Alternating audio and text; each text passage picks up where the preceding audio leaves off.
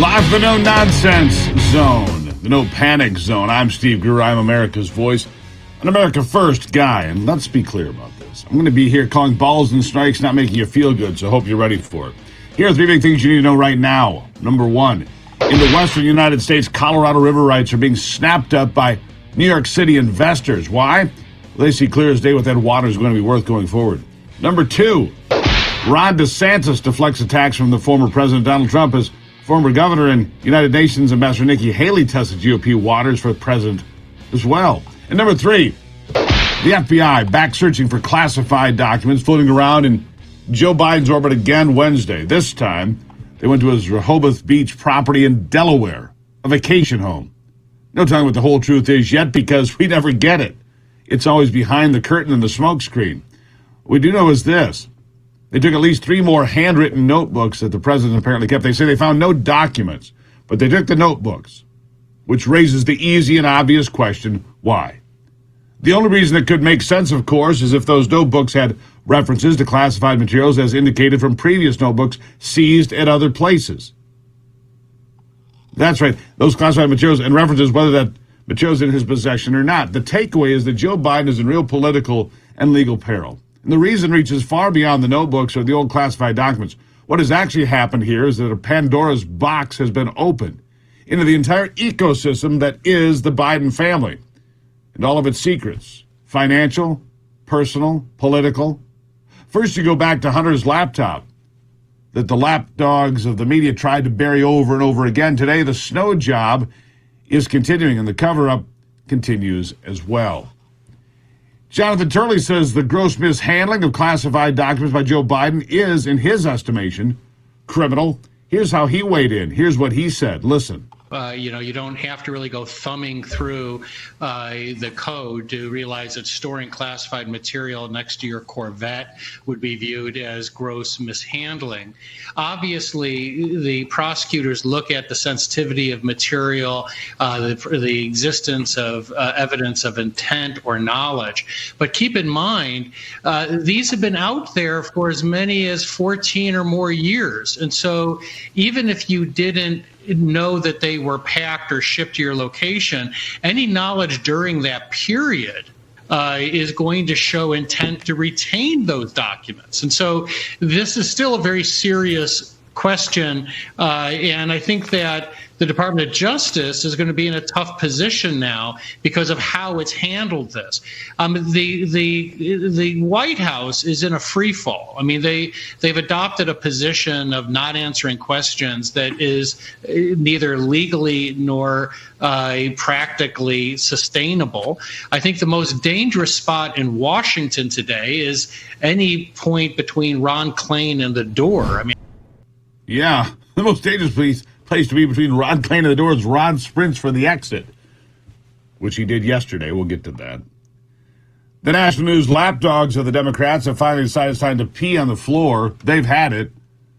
And this was before the beach house got raided. No kidding. Yeah, they've had it all they can. They're sick and tired of all the stonewalling, the nonsense, the deflecting, the refusal to answer questions of any substance whatsoever. Here's part of what I mean. Take a look. On November 2nd was when this all started, this entire ordeal. Roughly 10 documents were found in the Penn Biden Center when President Biden's lawyers were packing things up.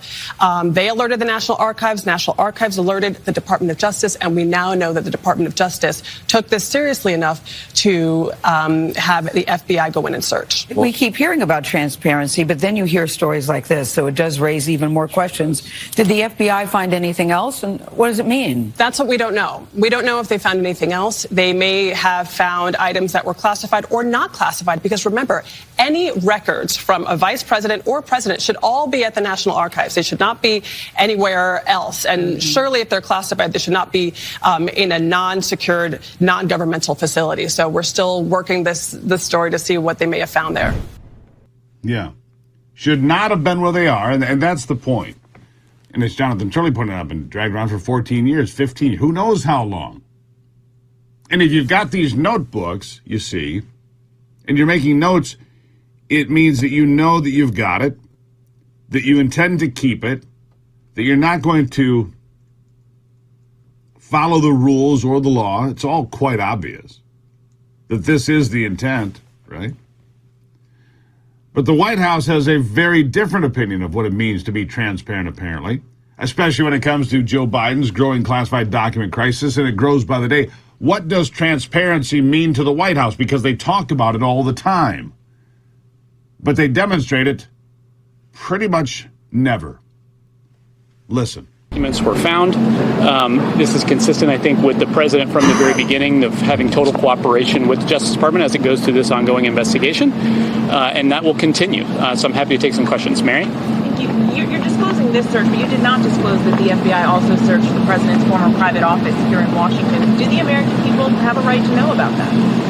Yeah, I think we've been pretty transparent from the very beginning with providing information as it occurs throughout this process. You know, we have released probably thousands of words of statements from the president's personal attorney and the White House counsel's office about the process that has been undertaken here, that process that has been fully coordinated with the Justice Department as they conduct an ongoing investigation. And we want to be very careful to be respectful of the integrity of that ongoing investigation. And so I think that it's important to understand that as these things develop and as information develops throughout an investigation, we're trying to get you guys access to as much information as we can. We're trying to get you guys as much information as we can, which includes no information at all. We want to tell you everything by telling you nothing. We want to be completely open by hiding completely. I mean, come on. They have no intention of being transparent or open or honest. They celebrated, they pushed for a special counsel because that way they can hide behind the special counsel, which they can drag out for months, maybe years. Drag this out for as long as possible. It's the stall dance. That's all this is. It's a stall dance. And it goes on and on and on. Yep. And as far as telling the truth about how many locations have been searched and what is going on, Ian Sams continues to stonewall with all relevant questions on that as well. Listen. Has the FBI conducted any searches of any other locations associated with the president that you or the White House is aware of? Look, I think we're providing information as this goes on and answering questions about the search activities as they've been happening. I don't want to speak too much to the DOJ's practices in an ongoing investigation. I can say, that we have cooperated fully. The president's personal attorneys have provided information to DOJ. We've addressed openly and directly the searches that were conducted first at the president's Wilmington residence and then today at the Rehoboth residence. Yeah, there it is. We want to talk about how many places he's been without talking about it or telling you anything. Anything. Yeah. Ian Sams there for the White House. Transparency? What transparency? There isn't any at all. None whatsoever. But we're going to continue with this because this is where they are. They've gotten themselves into the quicksand. They're tangled up in the spider web.